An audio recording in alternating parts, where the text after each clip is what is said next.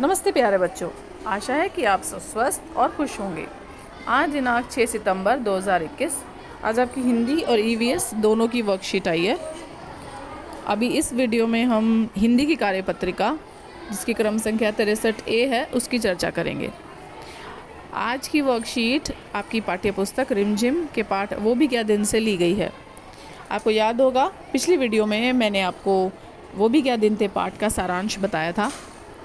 तो आपने उस पाठ में पढ़ा कि कुम्मी के द्वारा शिक्षा प्राप्त करने का तरीका हमारे स्कूल से अलग है। समय के साथ शिक्षा का स्वरूप भी बहुत बदला हुआ है। ऐसे ही हमारे दैनिक जीवन में प्रयोग की जाने वाली बहुत सी वस्तुओं का रूप भी बदला है। तो पहले प्रश्न में आइए देखते हैं। अब हम उन दैनिक जीवन में प्रयोग होने वाली वस्तुओं के बदलते स्वरूप को देखें। तो आप इस चीज़ को अपने आसपास देखते होंगे कि पहले कई चीज़ें किस तरह से प्रयोग की जाती थी। जैसे कि पहले पुराना फ़ोन आता था जिसके नंबर्स को घुमा के डायल किया जाता था और अब आज के समय में नए प्रकार के मोबाइल फ़ोन हैं जिसमें स्क्रीन पे सिर्फ टच करना होता है। तो यानी कि तकनीक पूरी तरह से बदल गई है। इसी तरह से आप टीवी में भी देखते होंगे।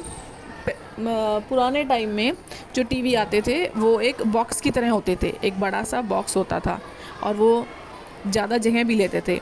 आजकल के नए एलईडी और एलसीडी टीवीज़ हैं जो कि दीवार पे ही फिक्स हो जाते हैं और वो बहुत पतले भी होते हैं।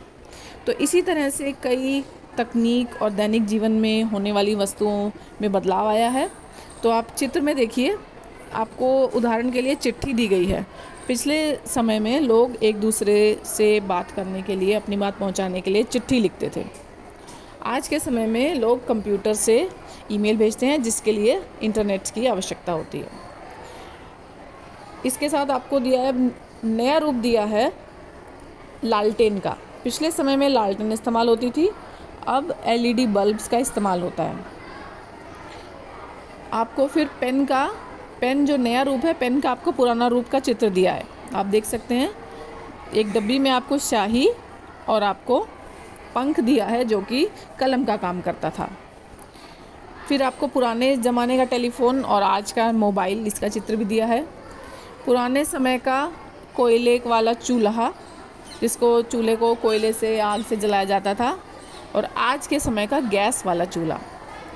पुराने समय में दांत साफ़ करने के लिए दातुन का इस्तेमाल और आज के समय में टूथब्रश का और पेस्ट का इस्तेमाल।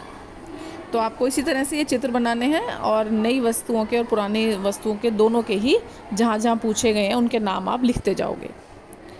इसके बाद दूसरे प्रश्न में बच्चों, पाठ में बताया गया है कि कुम्मी को डायरी लिखने की आदत थी। डायरी में अपनी भावनाओं को लिखकर व्यक्त किया जाता है। डायरी लिखते समय सबसे ऊपर तिथि लिखी जाती है। आइए हम भी डायरी लिखना सीखें। आज आपने क्या किया, क्या सोचा, याद कीजिए और अपनी कॉपी में लिखिए। तो डायरी के लिए सबसे ऊपर डेट डाली जाती है, जो आप आज की डेट डालेंगे, और इसमें आप अपने अनुभव, अपने बारे में बताएंगे। जब मैं सुबह उठी या आज जब मैं सुबह उठा तो मैंने देखा, मान लीजिए आपके इलाके में सुबह बरसात हो रही थी, तो आप लिख देंगे कि आज सुबह मैंने देखा कि बहुत तेज़ बारिश हो रही थी। और अभी स्कूल नहीं जा रहे हैं, लेकिन हो सकता है आपके घर का कोई सदस्य, कोई बड़ा भाई या बहन स्कूल जाता हो, आपके माता या पिता काम पर जाते हों, ठीक है। तो आप लिख सकते हैं कि अगर बारिश के कारण वे घर से बाहर नहीं निकल पाए, ये अनुभव।